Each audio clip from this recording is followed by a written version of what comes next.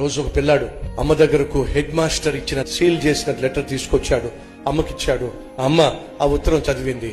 వీడేమో అమ్మకు head master ఏ ఉత్తరం రాశాడు అని చెప్పి చూస్తా ఉన్నాడు. చదివిన తర్వాత, అమ్మా మా హెడ్ మాస్టర్ ఉత్తరం రాసి నీకు ఇచ్చారు కదా, ఏమని రాశారు? ఏం లేదురా, నువ్వు చాలా తెలివైన వాడు అట.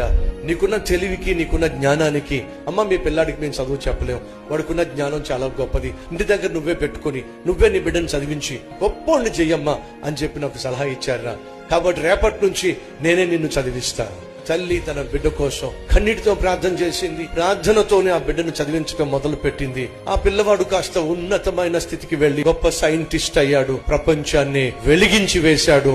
ఈ రోజు మన కళ్ళ ముందు బల్బు ఉందంటే అది అతని పుణ్యమే. అతని పేరే థామస్ ఆల్వా ఎడిసన్. అతనేనండి బల్బును కనుగొంది. తన లైబ్రరీలో చాలా పుస్తకాలు ఉన్నాయి. ఒకరోజు ఒక పుస్తకం తీసుకుని చదువుతూ ఉంటే అందులో హెడ్ మాస్టర్ రాసిచ్చినటువంటి ఆ లెటర్ కనిపించింది. అరే, నేను చిన్నప్పుడు మా హెడ్ మాస్టర్ రాసిచ్చిన లెటర్ కదా అని చెప్పి ఆ లెటర్ తెరిచి చూస్తే దాంట్లో హెడ్ మాస్టర్ రాసిన మాటలు ఈ విధంగా ఉన్నాయి. అమ్మా, నీ కొడుకు చదువు సంధ్యలు లేనటువంటి ఒట్టి దద్దమ్మ, మొద్దు.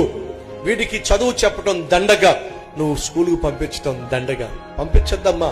మా టీచర్స్ ఎవరు కూడా వాడికి చదువు చెప్పడానికి ఇంట్రెస్ట్ చూపించట్లా. స్కూల్కి పంపించొద్దు, టైం వేస్ట్, చదువు సంధ్య లేని దద్దమ్మ అని చెప్పి స్కూల్ హెడ్ మాస్టర్ పంపించేస్తే ఆ దద్దమ్మను తీసుకొచ్చి ఆ తల్లి దేవునికి అప్పగించిందండి. దేవుడు ఆ తల్లి యొక్క ప్రార్థన ఆలకించి మహాజ్ఞానాన్ని ఆ బిడ్డకిచ్చి ప్రపంచాన్ని వెలిగించేటటువంటి ఒక గొప్ప సైంటిస్ట్ చేశాడు. పిల్లల్ని ఎంతసేపు నువ్వు నిందిస్తూ, అవమానిస్తూ, నువ్వు చదువులేని వాడివి, దద్దమ్మవి, నీ బతికింతే నువ్వు చదవలేవు, నువ్వు పాస్ అవ్వలేవు అని శాపనార్థాలు పెడుతూ ఉన్నట్లయితే వినో, నీకు తెలియకుండానే నీ మాటల్లో శక్తి ఉంది. అది అవునంటే అది అవునవుతుంది, అది కాదంటే అది కాకుండా పోతుంది.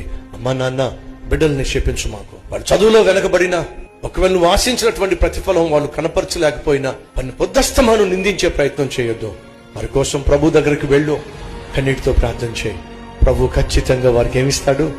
జ్ఞానాన్ని ఇస్తాడు. ఈ రీల్ లైక్ చేయండి, అనేక మందికి షేర్ చేయండి.